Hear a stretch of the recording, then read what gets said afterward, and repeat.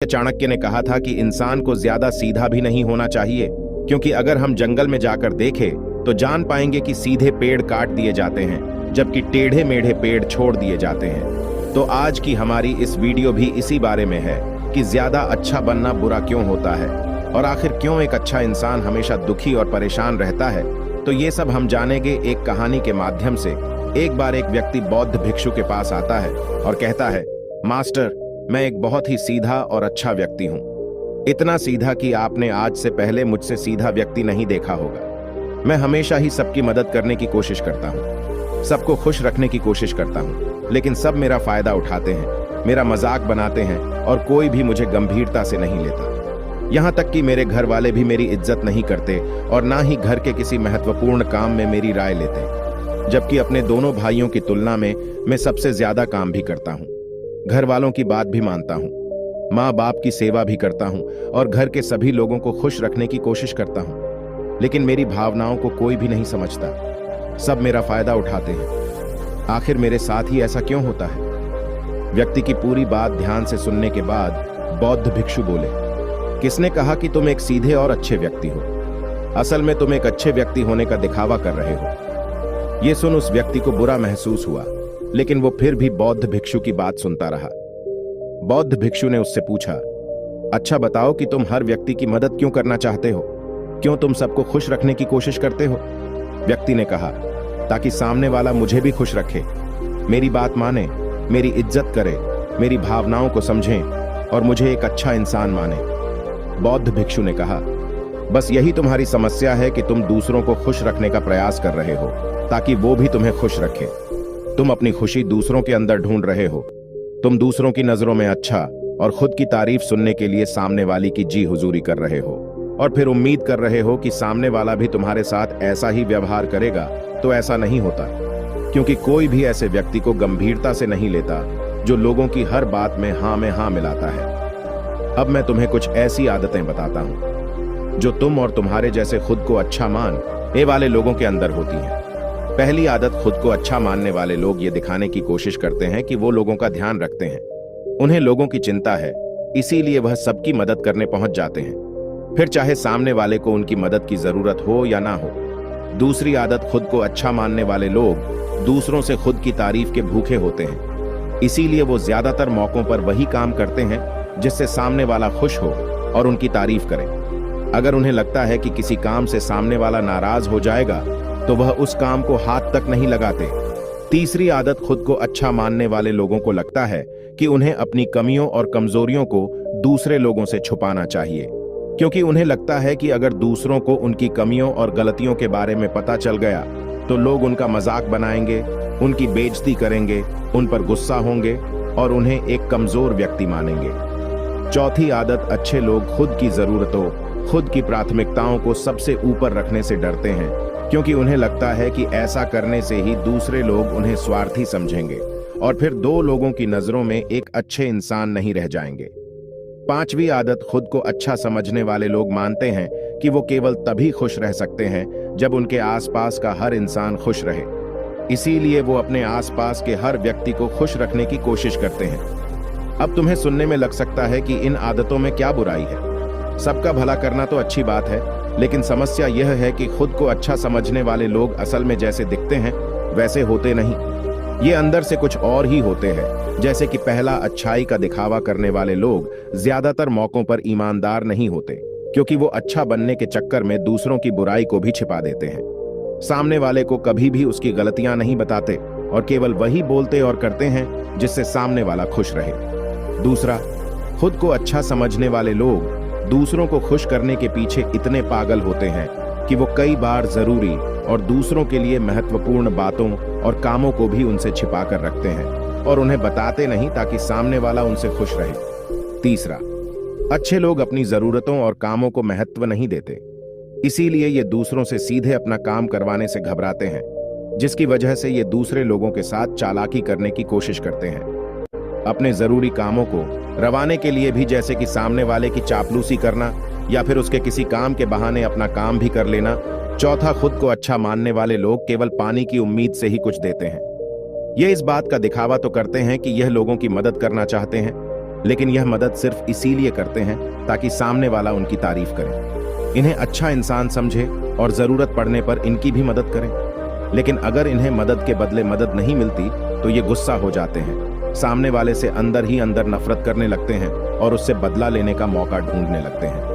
5वां, खुद को अच्छा दिखाने वाले लोग दूसरों को ना नहीं बोल पाते, उन्हें मना नहीं कर पाते और दूसरों के काम करने के चक्कर में ये अपने और अपने परिवार के जरूरी कामों को भी पूरा नहीं कर पाते। 6, अच्छे लोगों को लगता है ये सभी उन्हें पसंद करें, सभी इनसे प्यार करें, जिससे दूसरे लोगों को इनका दोस्त बनने या इनके साथ संबंध रखने में दिक्कत होती है, क्योंकि यह हर किसी के सबसे पसंदीदा इंसान बनना चाहते हैं। ये सारी बातें सुनने के बाद उस व्यक्ति ने बौद्ध भिक्षु से कहा, तो आपके कहने का मतलब है कि हम एक अच्छे इंसान न बने बल्कि एक बुरे इंसान बन जाए और लोगों को फायदा उठाए। बौद्ध भिक्षु ने कहा, नहीं, मैं तुम्हें बुरा इंसान बनने के लिए नहीं कह रहा, लेकिन हाँ, तुम्हें बहुत सीधा इंसान भी नहीं बनना।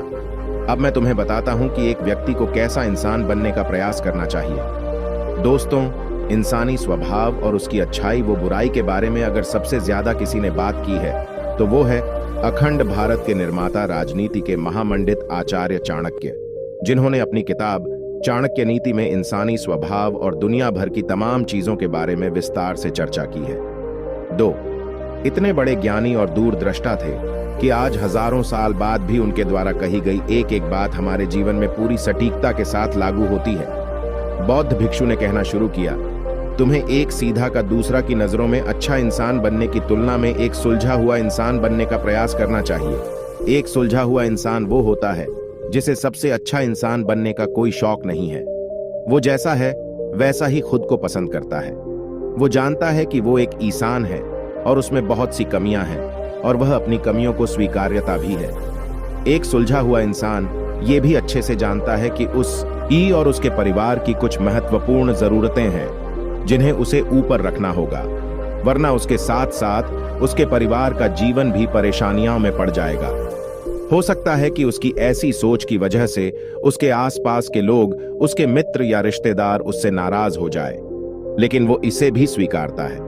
यहां पर बात स्वार्थी होने की नहीं बल्कि जीवन की सच्चाई को स्वीकारने की है, क्योंकि तुम बुद्ध नहीं हो गए हो कि तुम्हारी कोई इच्छा ही नहीं है, किसी से कोई उम्मीद नहीं है या कोई जरूरतें शेष नहीं रही। तुम एक साधारण इंसान हो और एक साधारण इंसान की सोच के साथ अगर तुम सबको खुश रखने का प्रयास करोगे तो तुम हमेशा दुखी रहोगे, क्योंकि तुम्हारी भी सामने वाले से उम्मीदें बढ़ेंगी और जब वो उम्मीदें पूरी नहीं होंगी तो तुम दुखी हो जाओगे। इसीलिए जो इंसान ये कहता है कि मैं सबकी मदद करूंगा, सबको खुश रखूंगा और मुझे बदले में किसी से कुछ भी नहीं चाहिए, यहां तक कि अपनी तारीफ भी नहीं, तो पहले उस इंसान को बुद्धत्व प्राप्त कर लेना चाहिए, क्योंकि एक आत्मज्ञान को प्राप्त व्यक्ति ही किसी से कोई उम्मीद नहीं रखता, पर क्योंकि आत्मज्ञान को प्राप्त करना सबके बस की बात नहीं है। इसीलिए तुम्हें इस जीवन के सत्य को स्वीकारना होगा और खुद को शोषण का शिकार, वह दुखी होने से बचाने के लिए एक सीधा इंसान बनने की बजाय एक सुलझा हुआ इंसान बनने का प्रयास करना होगा। अब मैं तुम्हें बताता हूं कि एक सुलझे हुए इंसान में क्या क्या विशेषताएं होती है। पहली विशेषता, ये अपनी और अपने चाहने वालों की जरूरतों को ऊपर रखते हैं। इसका मतलब यह नहीं है कि ये लोग दूसरों की जरूरतों को कम समझते हैं या फिर दूसरों को गिराकर खुद ऊपर बढ़ने की कोशिश करते हैं, बल्कि इसका मतलब यह है कि ये लोग दूसरों की फालतू जरूरतों के लिए तब तक उपस्थित नहीं होते जब तक कि इनकी खुद की महत्वपूर्ण जरूरतें पूरी ना हो जाए। हालांकि अगर कोई इंसान सच में मुसीबत में फंसा हुआ है और उसे इनकी सहायता की सख्त जरूरत है, तभी अपने महत्वपूर्ण काम को पीछे रहकर भी उसकी सहायता के लिए उपस्थित हो जाते हैं और ये अपने से कमजोर और जरूरतमंद लोगों की भी अपनी हैसियत के अनुसार सहायता करने के लिए तैयार रहते हैं। ये बस अपना बेवजह शोषण नहीं होने देते और इस बात पर भरोसा रखते हैं कि अगर इन्हें सच में किसी की सहायता करनी है तो पहले इन्हें उसकी सहायता करने के लायक बनाना होगा, और लायक को सक्षम बनने के लिए इन्हें अपनी जरूरतों का भी ध्यान रखना होगा, क्योंकि अगर एक इंसान खुद ही बहुत ज्यादा बीमार है तो फिर वो दूसरे बीमार व्यक्ति की सेवा कैसे कर सकता है। एक सुलझा हुआ इंसान इस बात को मानता है कि हर इंसान की अपनी कुछ जरूरतें और इच्छाएं होती हैं जिसका उसे ध्यान रखना चाहिए, लेकिन खुद को अच्छा दिखाने वाला इंसान हमेशा यह दिखाने की कोशिश करता है कि उसकी अपनी कोई जरूरतें या इच्छाएं नहीं है, इसीलिए वो हमेशा दुखी रहता है। दूसरी विशेषता, एक सुलझा हुआ इंसान इस बात को अच्छे से जानता है कि वो अपने आसपास के हर इंसान को खुश नहीं रख सकता। इसीलिए वो केवल उसी इंसान को खुश रखने का प्रयास करता है जो उसके लिए मायने रखते हैं, जो सच में उससे प्यार करता है, उसकी परवाह करता है। लेकिन अगर उसकी बहुत कोशिश करने के बाद भी सामने वाला उससे दूरी बनाने का प्रयास करता है, उससे खुश नहीं रहता या फिर उसके साथ सहज महसूस नहीं करता, तो फिर एक सुलझा हुआ इंसान ऐसे व्यक्ति से दूरी बनाने से भी पीछे नहीं हटता, फिर चाहे वो उसका कोई परिवारजन, सगा संबंधी या फिर मित्र क्यों ना हो, क्योंकि वो किसी से जबरदस्ती नहीं कर सकता, सिर्फ उसे खुश रखने या सामने वाले की नजरों में अच्छा इंसान बनने के लिए। इस तरह वो खुद को बेवजह दुखी होने से बचा लेता है।